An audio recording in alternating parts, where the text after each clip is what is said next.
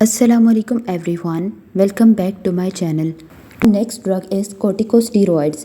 ये कब प्रेफर की जाती है जब एनसेड्स और कोल्चिसिन दोनों कॉन्ट्राइंडिकेटेड हों और मेनली उन पेशेंट में जिनमें रीनल फेलियर और अल्सर वगैरह हो या गाउट का सवेयर अटैक हो. Then routes of administration, these are oral, intra articular and intravenous. इनके थ्रू जो ड्रग्स दी जाती हैं उनके लिए मैंने निमोनिक बनाई है.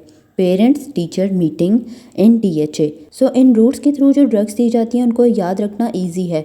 ओरल एक ही वर्ड है और ड्रग भी एक ही है. इंट्रा आर्टिकुलर और इंट्रावीनस ये दो वर्ड्स हैं, इनके थ्रू ड्रग्स भी दो ही दी जाती हैं. P prednisone, T triamcinolone, M methyl prednisolone, D dexamethasone and H hydrocortisone. अगर एक ही जॉइंट इन्वॉल्व है तो फिर इंट्रा आर्टिकुलर प्रेफर की जाती है. Now the mechanism of action of corticosteroids, they will block inflammatory mediators, जिसकी वजह से प्रोस्टाग्लैंडिन और साइटोकाइंस कम हो जाएंगे और इन्फ्लेमेशन रिड्यूस हो जाएगी. साइड इफ़ेक्ट्स में आते हैं behavioural changes, mood swings. Normally corticosteroids blood में ग्लूकोज का लेवल इंक्रीज़ करते हैं. अगर कोई पेशेंट corticosteroid को एज अ मेडिसिन ले रहा है तो उसमें ग्लूकोज कंट्रोल इम्पेयर होगा, मीन ब्लड में ग्लूकोज लेवल इंक्रीज़ कर जाएंगे. Now interleukin-1 inhibitors, these are newer drugs in gout और इनकी एग्जांपल्स हैं एनाकिनरा एंड राइलोनासेप्ट. ये ड्रग्स सवेयर या रिफ्रैक्टरी गाउट में प्रेफर की जाती हैं जब एनसेड्स, कोल्चिसिन और स्टीरॉयड ये तीनों ही फेल हो जाएं या पेशेंट इनको टॉलरेट ना कर पा रहा हो या फिर सिंगल ड्रग थेरेपी और कम्बिनेशन थेरेपी दोनों ही फेल हो जाएं to control gout. Now their mechanism, they will block interleukin-1. Interleukin-1 gout में मेजर इन्फ्लेमेटरी साइटोकाइन है और जब वो ब्लॉक हो जाएगा तो इन्फ्लेमेशन और पेन दोनों रिड्यूस हो जाएंगे.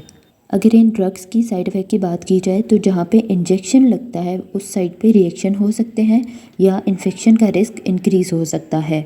और आपने ये बात याद रखनी है कि जो डिफ़िकल्ट गाउट होता है जो स्टैंडर्ड मेडिकेशन से ठीक नहीं हो रहा होता है उसमें interleukin one inhibitors are last option and they work by blocking interleukin one inflammation pathway. At last let's discuss some important points quickly. जब एक्यूट गाउट अटैक होता है तो फ़ौरन से पेन और इन्फ्लेमेशन को ट्रीट किया जाता है, ना कि यूरिक एसिड को. Now acute gout flare treatment steps. अगर कोई patient already uric acid lowering drug ले रहा है तो वो कंटिन्यू करवानी है, उसको स्टॉप नहीं करना है. देन फर्स्ट चॉइस जो होगी वो एनसेड्स हैं, वो पेन और इन्फ्लेमेशन को कंट्रोल करने के लिए पेशेंट को देनी है. अगर एनसेड्स कॉन्ट्राइंडिकेटेड हैं, mean in case of ulcers या किडनी प्रॉब्लम, तो फिर स्टीरॉयड्स या लो डोज कोल्चिसिन देंगे. And if one drug does not work, use combination therapy. और अगर फिर भी कंट्रोल नहीं हो रहा है then last option is interleukin one inhibitors. और अगर एसिम्प्टोमेटिक हाइपरयूरिसीमिया है तो ट्रीटमेंट की ज़रूरत नहीं है. और आपने एक बात याद रखनी है, जब पेन अटैक होगा तो इन्फ्लेमेशन को ट्रीट करना है, यूरिक एसिड को नहीं. So that was all. Thank you.